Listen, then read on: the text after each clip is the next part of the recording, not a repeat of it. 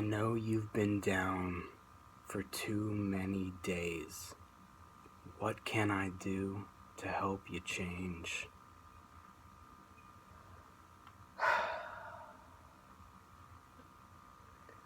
Hello, this is your friendly neighborhood lion. It's about 1:30 in the morning and I'm here to do another Q&A with you guys. So here we go, I'll get right into it. Roach C says, "What's your IQ?" And I have no idea. I have no idea what my IQ is. I've never taken an IQ test, an IQ exam, so I have no clue. If I remember correctly from my college days, the average IQ is about 100, and if you're 130, you're considered a genius. You are considered a genius. So I have no idea what my IQ is. No clue at all. And it's all subjective, really, because of how these tests are written. You know what I mean? They're all written by humans. So it's subjective to begin with. Emmanuel Gutierrez says, "Why aren't you in school right now?" Well, my friend, I'm not in school right now because I have graduated with my bachelor's degree from college, bachelor's in science, and I am trying to prepare myself to go to graduate school. So I have not been accepted to graduate school yet to get my PhD. That's my plan. In case those of you who do not know, I am trying to get a PhD in psychology and specialize in neuropsychology. I love the brain, I love the mind, I love the body and the muscles, so the nervous system. So I want to study all that for the rest of my life. So that's why I'm not in school. I'm just preparing myself to get accepted to graduate school. I haven't been accepted yet, so that's that reason. All right. So Elite says, "Hey Matt, what do you believe happens when you die? Is there an afterlife? Are dead loved ones waiting for you when your time comes? Or do you begin a journey and search for them? Or is it nothing but sleep for eternity? Happy New Year and the best of luck for 2016. Thank you, my friend. I appreciate all your questions and keep commenting and keep asking questions. What do I believe happens when we die? Well, I explained it in the last Q&A, which is probably down below. I think it's number 6. This is probably number 7. It changes. My opinions and my thoughts and my theories on what happens when we pass, it changes all the time as I get older. It kind of evolves. At some points in my life, I believe nothing happened. You would just sleep for eternity. But more and more, I'm starting to believe that there is something. So I can give you an example. I was about 17 years old when this happened. I got my wisdom teeth out. I don't know if you guys have had your wisdom teeth out at all. And I'll never forget this. This was like one of the most intense spiritual moments of my entire life. So I was there in the dental chair getting ready to get my wisdom teeth out. They gave me the IV, right? They injected it in my arm. They gave me the laughing gas and I passed out, right? I went to sleep. And here's what I remember. Have you ever seen The Matrix? Have you ever seen The Matrix, the first Matrix, where just imagine a white room.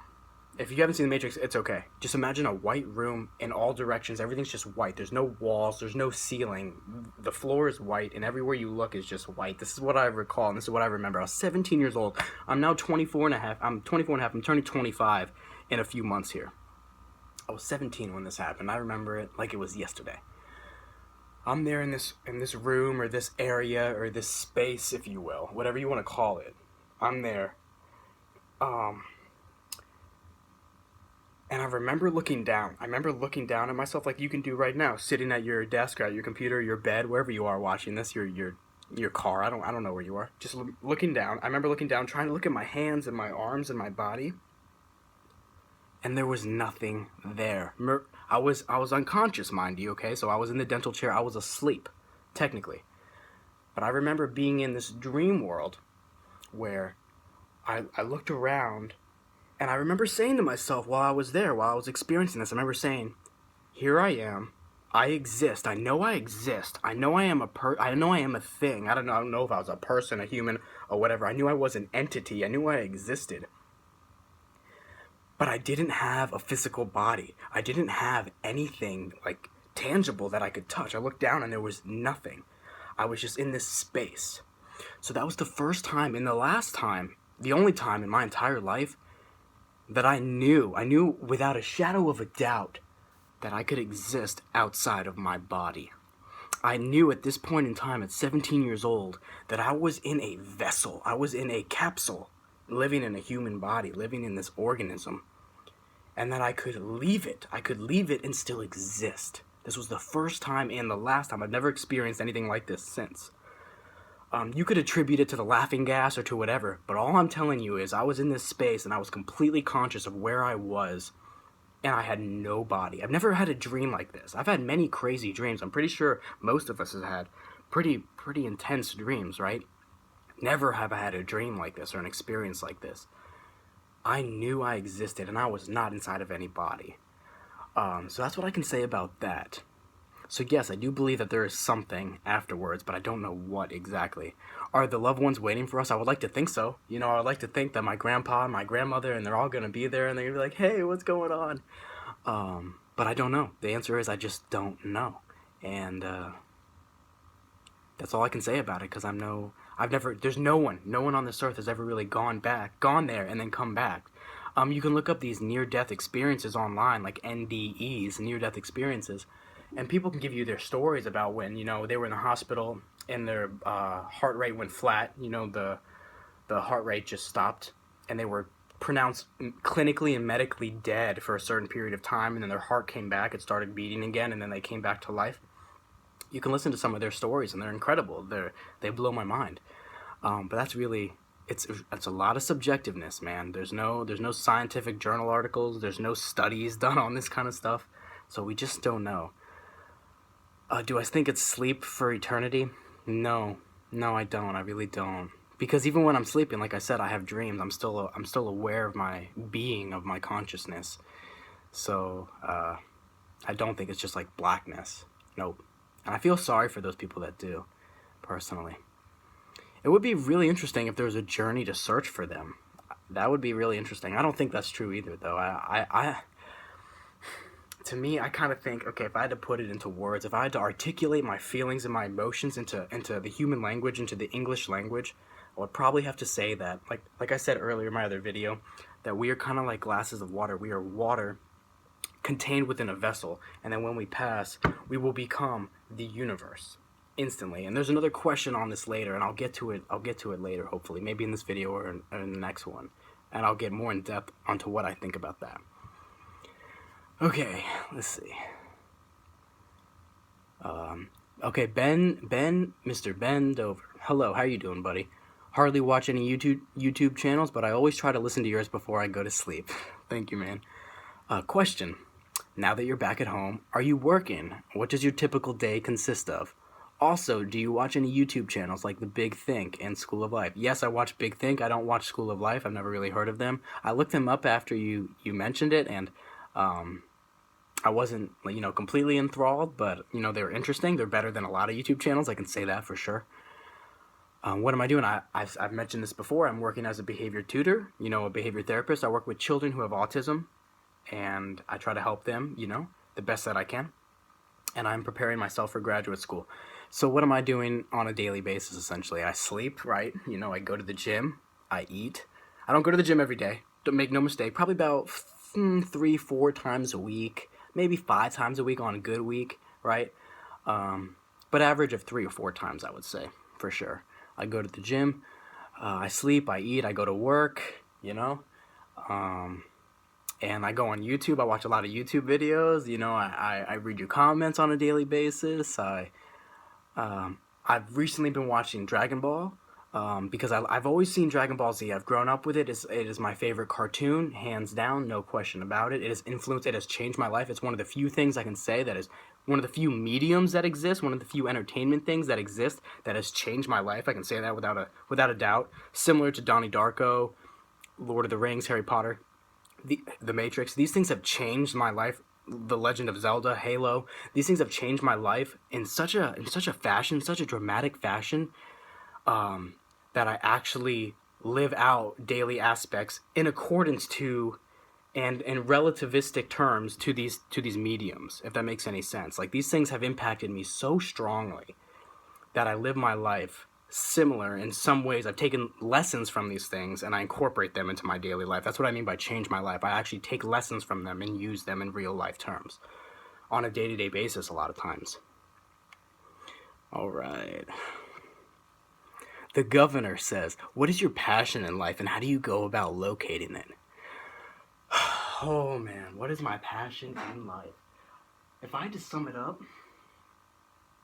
I'd say my passion is helping people, is interacting with life, not just people but animals, anything, even objects, because it's hard to differentiate in some ways objects from life, because all that life is a combination and a coming together of different molecules, right? Of inanimate objects that forms a life, and we still don't know what brings life. We don't know what brings the breath of life into an organism, into an object.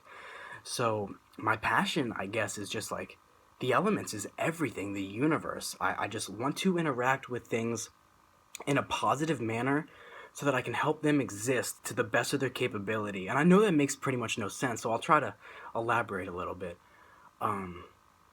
So there's this term in physics and in science called nihilism, or a nihilistic determination, where people believe that just everything is random and chaos, which is true to some extent. But to me, and this is kind of like, it goes back to, if you ever seen Batman: The Dark Knight, where it's like some men just want to watch the world burn. Because, burning or things setting on fire is kind of like random and chaotic. But to me, I want to do the opposite of that, where I see the beauty in chaos and I kind of want to have it be organized chaos. That's what I believe the universe is. That's what I believe I am and you are, and that's what we all are. We are organized chaos. Like, the variables that were set before us to make us become into existence are so random and will never be duplicated again, ever again. And I want to be able to help these things so that they can continue down their path with the least amount of obstacles or least amount of variables. So that, what does that mean on a layman's term to the normal human being? That means keep somebody healthy. That means if someone's going down a road on a certain path, not to put a brick wall in front of them. I don't want that to happen. Or not to have someone come and grab them and throw them off that path for unnecessary reasons. That's not to say that there's not going to be deviations in their path. Of course there's going to be. There's going to be obstacles that we all have to go over. We have to go around, underneath, and over. Of course there's going to be those obstacles. But for me, I'm trying to keep out the unnecessary ones. So that I'm studying science. I'm studying the mind and the human brain and life, so that I can help people live a higher quality of life. It's not about how long you live. It's about how you live.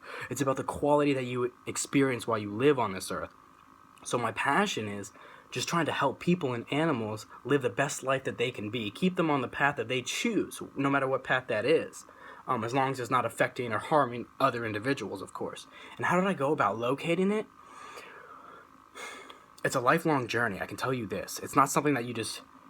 Well, it could be something that you just wake up and experience, but it's not that you just came to it out of nowhere. Your subconscious and the experiences that you've had your entire life, every single day, every single year that you live, and every single month, it leads up to it, whether you're aware of it or not. Okay, does that make any sense?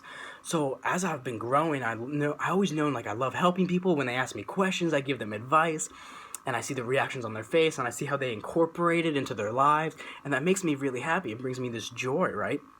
So I've been narrowing it down throughout my life, going through, literally researching online, talking to people about what kind of fields, what kind of careers there are that exist out in the world that I can choose to follow to find this passion. And I've landed on, boom, psychology, the mind, the brain, becoming a professor, a PhD, or researcher. That's pretty much how I've gone about locating it, just my day-to-day experiences, things that make your heart beat a little faster, things that make your eyes light up a little wider, a little lighter, things that draw you in more so than other objects or other experiences. That's how I go about locating these types of things, okay? And I suggest you do the same.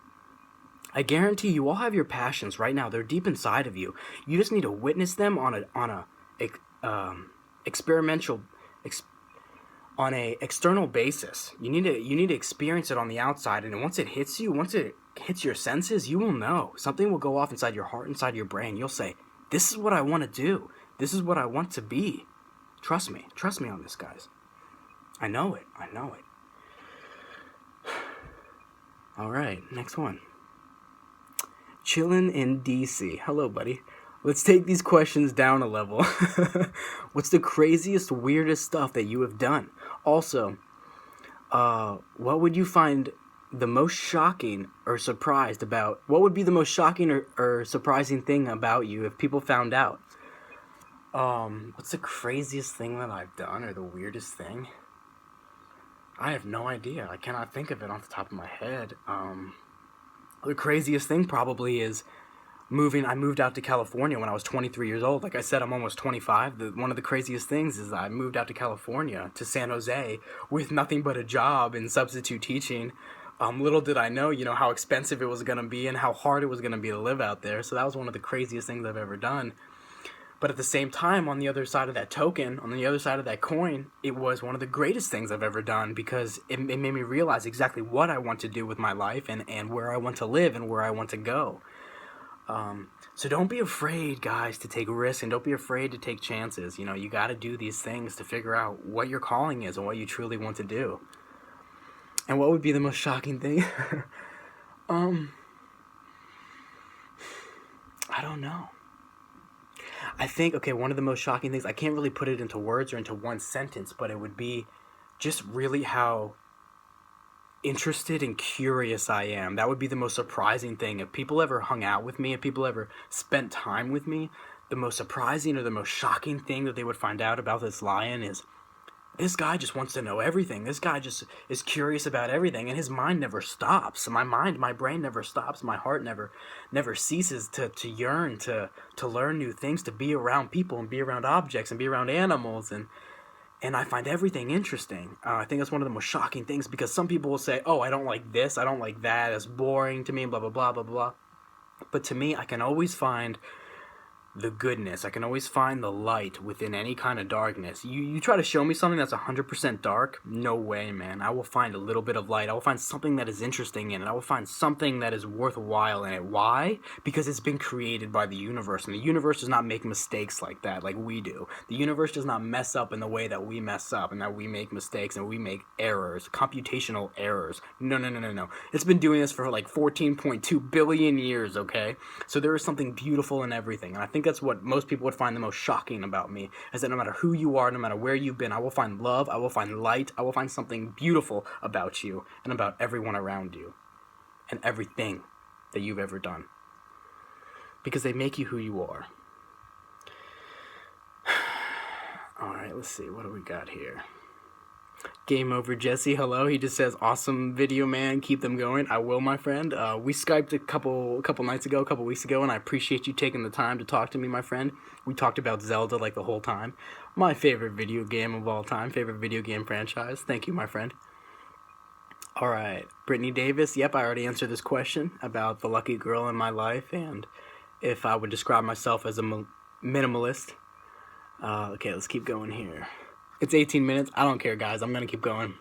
I don't care anymore. If you don't want to watch, shut off the video. Stop watching right now. I'm going to keep going. This is ridiculous, man. I'm going to be a professor giving hour and a half, 90-minute long lectures in the future. So, you know what? I got to get used to speaking for a long time. Sorry if you don't want to watch. You can unsubscribe to my channel, man. Girl, female, you don't need to listen. You don't need to. If you want to, stay. I appreciate it if you do, though. Thank you. Beautiful minds, Lion. Thank you, my friend. That's from DJ Unite Official. Thank you. It's not a question, it's just a comment, but thank you. I appreciate that. Beautiful minds. Scrolling up here, let's see. Da-da-da-da-dum.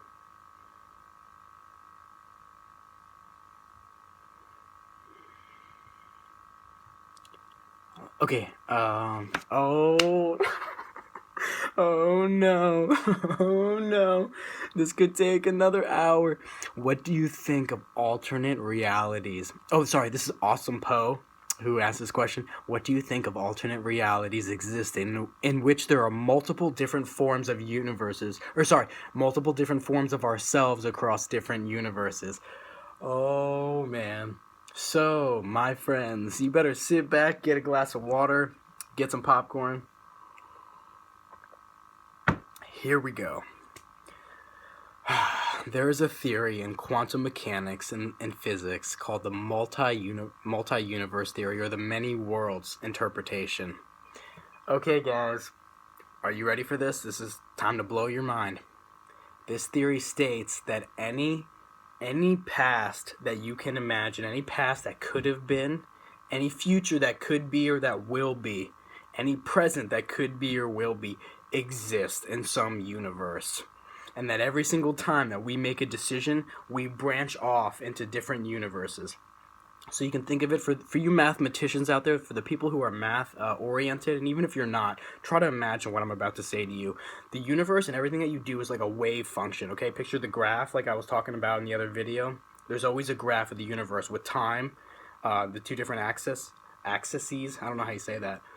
But every single decision that you make makes the universe, the wave function, collapse into a single universe. It has an infinite amount of possibilities. Like right now, I could raise my hand this way, I could say this or that, or move this way or move this way. There's an infinite amount of things that you can do at any given moment, point in time, but only one of them ever exists. Think about this. Only one reality exists to us. Okay, so this theory, this many worlds theory, don't listen to my words. Go look this up for yourself if you don't believe me. The many worlds theory, the interpretation says that every possible reality exists somewhere in a different universe. So every single time you make a decision, there's a universe out there where I grabbed my water 3 times. There's a universe where I grabbed it 10 times. There's also a universe where I never grabbed my water. There's a universe where I became a physician. There's a universe where I became a lawyer. There's a universe out there where you became a doctor. Do you see where I'm getting at? There's all these different universes out there that exist. Infinite amount. It's an infinite amount. So if you can imagine it, it is real. It is real. And I've had actually dreams about this.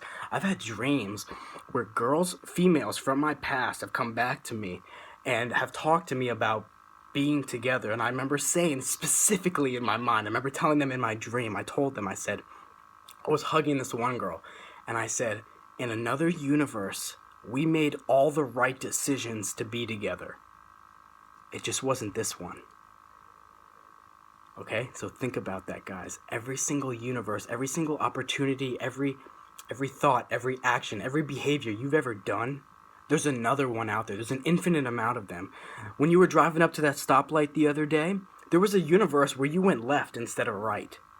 But you collapsed, like I said, that infinite wave function. You collapsed the mathematical equation into one when you made that decision. And you're doing it every single day, every single action that you do. I love it so much. Oh my God. It gives me hope. It gives me so much inspiration and motivation to live my life because it's like we have an infinite amount of power. You can choose no matter what you want to do in this world and in this life. Don't let anyone tell you that you don't have free will or the power and the possibility to exist in a certain way, because you do. You do have the power. You are controlling the universe in some ways. Okay? Oh man, that's just a little summary of it, guys. I don't want to spend too much time on it because I could go forever and ever. Ooh, buddy. What do I think about those things? Oh, I think that they're amazing. Oh yeah. All right.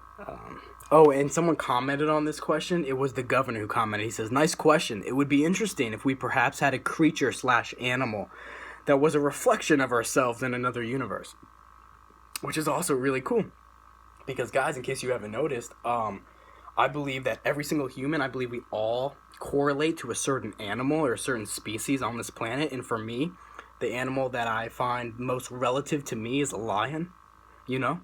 They're always alone, you know. They like to sleep, they like to eat, they like to hunt.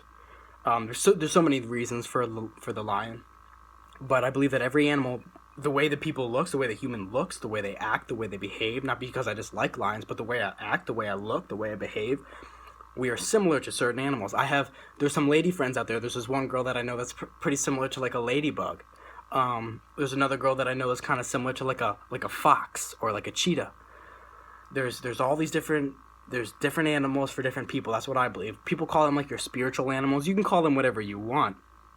But I believe that we all have a correlate, an animal that we connect the most to. And it's unfortunate for some people because they don't know what their animal is until they see it or until they learn about it. You know what I mean? So I suggest, if you're interested in this type of thing, to go research the internet, watch YouTube videos on different animals. It might be an animal that you never knew. There's another girl that I know that is very similar to a deer, to deer. She's very calm, she's very comforting, she doesn't bother anyone, she moves very swiftly. You know, there's all these different animals out there, and I think we all correlate with different ones. And it's hard because there's some people that I know that I can't really pinpoint. I can't say what I think that they're like. I can't say the animal that I think that they correlate with the most. That's up to you, you guys. But sometimes someone will tell you, hey, I think you're a lot like this animal, blank. And you'll go, oh my gosh, yeah, that is totally me. You're right. And that's kind of what happened to me in my life in some way. All right, here we go. Yep, 25 minutes. I don't care. Da, da, da, da, da. What else do we have here? There's a lot of comments on my neuropsychology PhD video.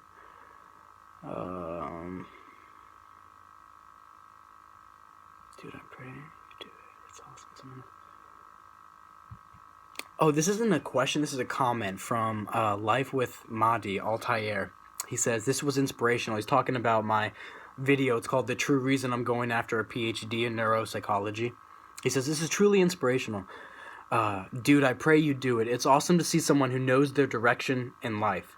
It's a struggle being 16 without completely understanding your purpose. My friend, you are 16 years old. When I was 16 years old, I was in high school. I had no idea what I wanted to do. I had no idea if I was going to college. Like, I had no idea what was going on in my life. But I knew I liked helping people. I knew I liked helping animals and life forms and things. So just think about what you love right now and kind of go gear yourself towards that, and the universe will guide you, my friend. Nature will guide you in the right direction. You just have to keep an open mind and open eyes and an open heart, and it will guide you in the right direction. I promise you. Don't go after things for the wrong reasons, like greed or money or pride. Don't go after things like that, or it will also guide you in the wrong way. It won't really guide you because the universe will only guides for good. But people choose to go against the flow of time and against the flow of the universe. And that's why, in my opinion, why people end up sad and miserable is because they go after these wrong things. They go after these vices that are not very good, in my opinion. All right, let's see. What else do we have here? Okay, here we go. Yes, another question on that same video about neuropsychology. I said in that video I want to be able to cure, essentially, control and manipulate the 5 human senses so that when I die, there should be no more blind people on this earth. There should be no more deaf people on this earth that can't hear. There should be no more people who are paralyzed, who are in a wheelchair, who can't walk, who can't run. There should be no more of that on this earth after I am gone. That is my goal in life, to let you know. And this guy says, Power of Soul 44, he says, playing devil's advocate. And if you don't know devil's advocate, that just means when you take a stance on an argument, this person will take the opposite stance just for the sake of the argument. It's not that they truly agree with this. They're just taking the stance to combat what you said, okay? That's what devil's advocate means. Could you live with yourself if you concluded that there was no cure for these things, for like blindness? And here's my answer to you, my friend. There is a cure. There always will be a cure. You want to know why? Because there's a problem. If there's a problem in any machinery or any computational equation, guess what? There's an equal sign. You know what that means? There's an answer. There's a solution to that problem. So there's no such thing as there is no cure or we'll never find out.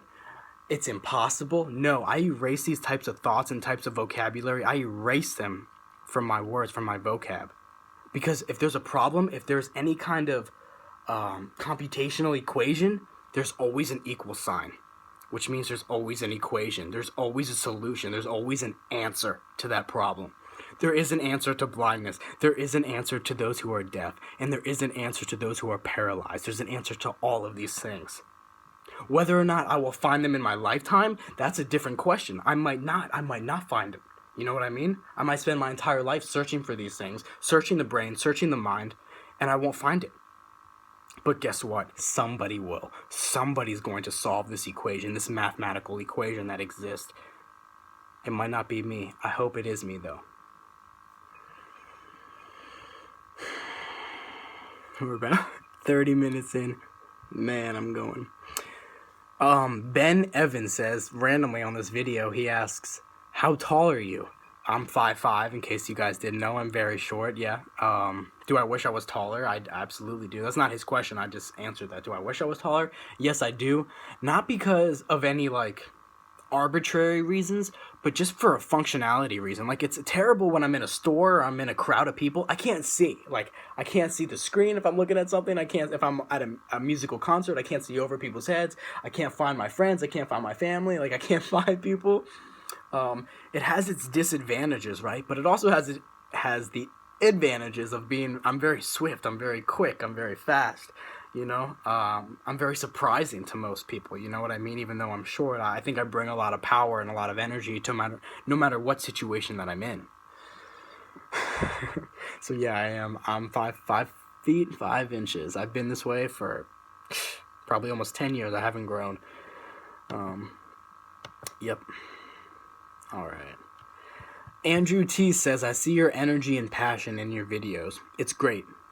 And yeah, when are we going to see Jonathan back? I don't know. I do not know. Okay. Oh, wow. I don't know how to say this guy's name. Billowell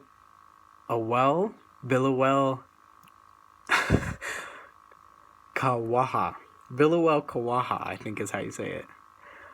He says, question, are you excited at Bernie Sanders running for president? Do you believe positive change, which we all deserve, can come from within the system we've already adopted? Or do you think a revolution would be necessary? Yes, I think a revolution would be necessary. I don't think there can be too much positive change in the system that we've had. Personally, if I had to say something about a government, I believe that democracy is the best way to put it, that every single person has one vote. Like every human being is worth one human being, so every opinion is equal. I guess to some degree, yeah, that makes the most sense to me. And I can't really speak on Bernie Sanders or any of these other presidential candidates because I haven't done my research on them, because honestly, I don't vote. Because most of these people, I think, you know, I've never seen a single human being alive today that is running for these positions that I would sit down in my heart and in my mind say, yes, you are the one I want to run this country. You are the one who I will follow and who I will listen to and who I will respect. No, I haven't seen a single person who has these kind of features, these personality traits, these behavioral characteristics. I haven't seen a single one. That's why I don't vote. People get so mad at me, like, oh, why don't you vote? Because I haven't seen somebody I want to vote for. It's like you go to a restaurant and you see the menu and you just don't order the foods you don't want. Well, what if the whole menu is something you don't like? What if it's a food type you just don't like? Which is very rare for me. I love food. But I'm just saying, maybe there's people out there, you know, that don't like certain foods. You don't like Italian food. Well, guess what? The whole restaurant's Italian. You know, it's all this Italian food you don't like. I love Italian food. I am Italian. I'm speaking for you guys. So that's how I am with presidential candidates, with all these kind of candidates. I haven't seen a single one that I would submit to and say, yeah, you are the one who should lead our country. You are the one who should be the king or be the queen of us. No, not a single person. You guys want to take it a step further? Look at the celebrities, man. Look at the celebrities that exist out there. Why do we celebrate these people? That's what celebrity means, people that you celebrate. These people are, in my opinion, terrible people. They do not give us values and morals that we should hold strongly as human beings, as rational creatures. No, none of them, almost none of them. I'd say, like I always say, 99.9% of them. No, there are a few out there that I truly appreciate, truly respect. But the vast majority, no, not at all. The same guy says, hey Matt, if I made a video reply to this video, would you watch it? Yes, guys, I read all your questions, I read all your comments. If you make a video about me or a video reply, of course I'm gonna watch it. I will do what you guys need. You need my help, you need me to respond to something, I'm here to help you. It's what my life is about. Yes, I will watch it. Okay, here's what I'm gonna do. I'm gonna end this video and I'm going to start up another one really quick because this is like 35 minutes. This is getting ridiculous. I know none of you are going to watch this. And if you did, if you stuck through me through all of this, then you are a true subscriber. You are a true friend. And I absolutely appreciate you. And I appreciate that you stuck with me. I'm going to end this one. I'm just going to keep rolling, guys. I'm going to keep going, okay? So I'll see you guys in the next video in a couple minutes. And here we go. Thank you so much for watching. I didn't even show you guys. Here's my shirt. If you know where this is from, then you are incredible. It's a graph. Fear and Love.